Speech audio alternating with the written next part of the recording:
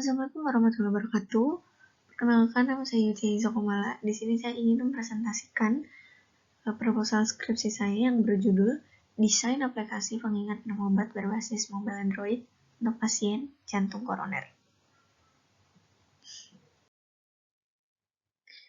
Timeline atau pokok bahasan pada presentasi kali ini itu mengenai judul yang tadi sudah disampaikan, kemudian latar belakang, ada bab 2 tinjauan pustaka, dan bab 3 metode penelitian.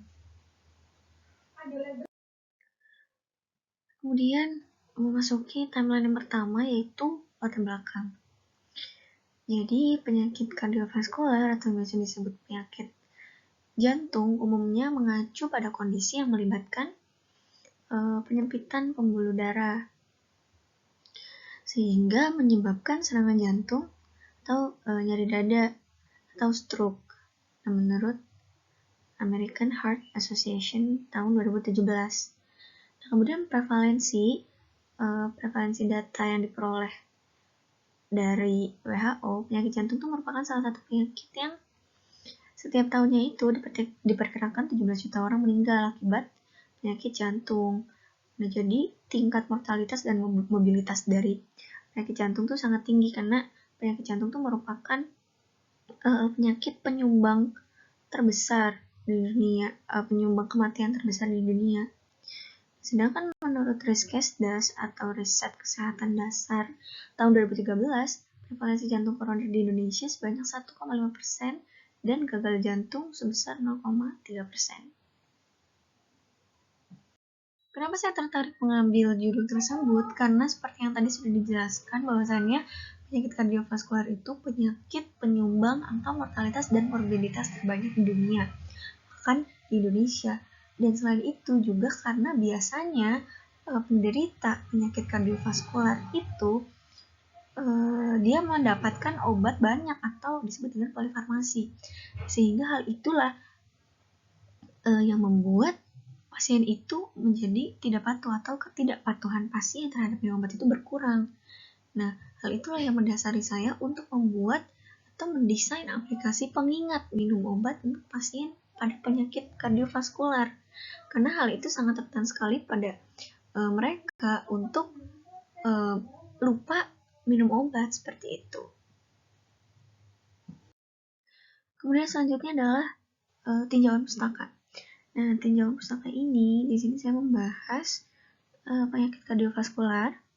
Jadi seperti apa penyakit kardiovaskular itu, definisinya apa, kemudian apa saja penyakit-penyakit yang termasuk ke dalam golongan penyakit kardiovaskular. Kemudian ada penyakit jantung koroner. Kemudian ada penata laksanaan dari penyakit jantung koroner dan perkembangan teknologi. Masuk ke bahasan yang pertama, di tinjauan pustaka, yaitu adalah definisi penyakit kardiovaskular. Penyakit kardiovaskular adalah sekelompok penyakit jantung dan pembuluh darah yang meliputi penyakit jantung koroner, penyakit cerebrovaskuler, penyakit arteri perifer, penyakit jantung rematik, penyakit jantung bawaan, trombosis vena dalam, dan emboli pulmonal. Baik, selanjutnya adalah penyakit jantung koroner. Penyakit jantung koroner seringkali dikaitkan dengan aterosklerosis. Aterosklerosis berasal dari bahasa Yunani, yaitu atero yang berarti sejenis bubur atau pasta, dan sklerosis yang berarti pengerasan. Aterosklerosis digambarkan sebagai penumpukan bahan lemak dan kolesterol yang berkonsistensi lunak dan atau kalsium yang mengeras di sepanjang dinding arteri. Nah, kemudian di bawah ini ada gambar plak aterosklerosis arteri jantung. Nah, di sini ada dua arteri, di mana arteri yang sebelah kiri adalah arteri yang normal dan sebelah kanan adalah arteri yang berplak. Nah, sebenarnya plak inilah yang menyebabkan atau yang akan menyumbat sebagian atau seluruh lumen arteri.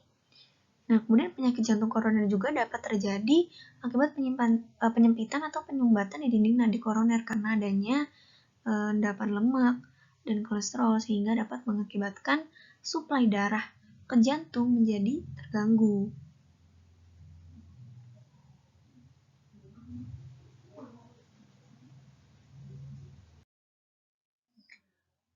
Nah, kemudian Arteri yang tersumbat biasanya arteri yang berukuran sedang atau besar.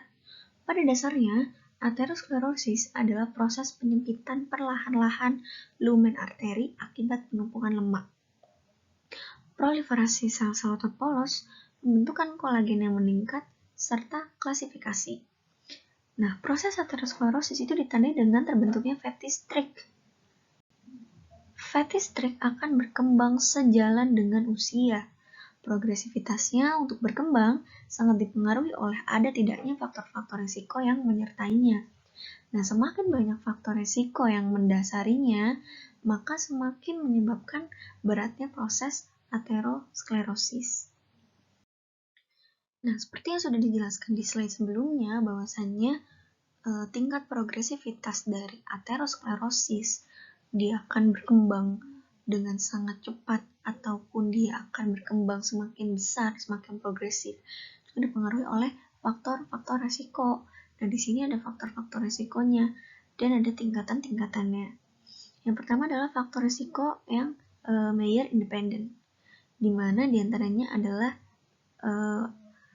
karena hipertensi, diabetes mellitus, kemudian kebiasaan merokok, tingginya kadar kolesterol total serum, kemudian tingginya kadar LDL total serum, dan rendahnya kadar kolesterol HDL.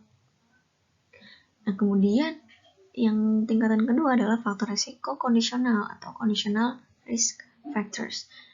Yang pertama adalah tingginya kadar trigliserida serum, kemudian kolesterol LDL partikel kecil padat, kemudian ada hiperhomocysteinemia, tingginya kadar lipoprotein alfa, pertanda inflamasi atau C-reactive protein. Yang terakhir yaitu faktor risiko pencetus atau predisposing risk factors. Yang pertama adalah obesitas abdominal, aktivitas fisik yang rendah, riwayat keluarga menderita PJK, karakteristik etnis, dan faktor psikososial. Selanjutnya adalah penata laksanaan atau terapinya. Jadi terapi ini dibagi menjadi dua, ada terapi farmakologi dan non-farmakologi. Baik, yang pertama adalah terapi farmakologi. Nah, diantaranya ada analgetik. Analgetik ini diberikan biasanya golongan narkotik atau morfin, diberikan secara intravena dengan pengenceran dan diberikan secara perlahan-lahan. Kemudian ada golongan nitrat dengan efek vasodilatasi, terutama venodilatasi, sehingga akan menurunkan venous return, akan menurunkan preload yang berarti menurunkan oksigen demam. Kemudian ada aspirin. Aspirin di sini sebagai antitrombotik. Kan aspirin ini kan bisa sebagai analgetik, antipiretik. Nah, di sini dia digunakan sebagai antitrombotik karena penggunaan aspirin ini sangat penting untuk diberikan. Kemudian yang keempat ada rombolitik terapi. Prinsip pengelolaan penderita infak miokard akut adalah melakukan perbaikan aliran darah koroner secepat mungkin sehingga suplai darah ke tubuh pun itu tidak terhambat seperti itu. Kemudian golongan beta blocker diberikan untuk mengurangi kontraktilitas jantung sehingga akan menurunkan kebutuhan oksigen miokard. Di samping itu, beta blocker juga mempunyai efek sebagai anti aritmia. Kemudian yang selanjutnya itu terapi non-farmakologi. Nah, yang pertama merubah gaya hidup, memberhentikan kebiasaan merokok. Kemudian yang kedua adalah olahraga dapat meningkatkan kadar HDL kolesterol dan memperbaiki kolateral koroner sehingga PJK dapat dikurangi. Olahraga bermanfaat karena yang pertama ia akan memperbaiki fungsi paru dan pemberian oksigen ke miokard. Kemudian bisa untuk menurunkan berat badan sehingga lemak dalam tubuh yang berlebih berkurang bersama-sama dengan menurunnya LDL kolesterol. Kemudian menurunkan tekanan darah, meningkatkan kesegaran jasmani, dan diet. Diet itu merupakan langkah pertama dalam penanggulangan hiperkolesterolemia. Kenapa? Karena diet itu mencegah kita untuk tidak kelebihan zat-zat yang tidak diperlukan dalam tubuh, seperti itu. Dan untuk menjaga kita agar tetap menjaga pola hidup sehat. Nah, kemudian yang selanjutnya adalah perkembangan teknologi. Karena Indonesia itu telah masuki kancah revolusi industri 4.0, di mana telah memperkenalkan teknologi produksi massal yang fleksibel. Nah, perkembangan teknologi saat ini kemungkinan terjadinya otomatisasi hampir dalam semua bidang. Revolusi Industri 4.0 digunakan untuk 3 faktor yang saling berkaitan, yaitu yang pertama adalah digitalisasi dan interaksi ekonomi dengan teknik yang sederhana untuk menuju jaringan ekonomi dengan teknik yang kompleks. Kemudian ada digitalisasi produk dan layanan. Kemudian yang ketiga adalah model pasar baru menurut Anderson tahun 2015. Yang selanjutnya adalah metode penelitian, di mana di sini saya memuat 2 poin, ada populasi dan sampel, dan teknik pengumpulan data. Yang selanjutnya adalah populasi dan sampel.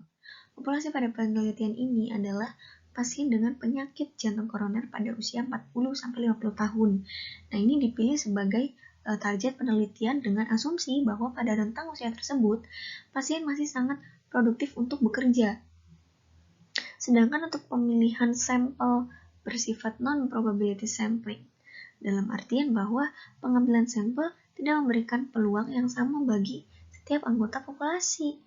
Nah, pengambilan sampel menggunakan teknik sampling purposive untuk menyeleksi sampel yang benar-benar sesuai untuk penelitian ini, yaitu pengguna smartphone tingkat pemula. Seleksi sampel dilakukan dengan cara melakukan uji usabilitas pada responden. Nah, kemudian yang terakhir adalah teknik pengumpulan data.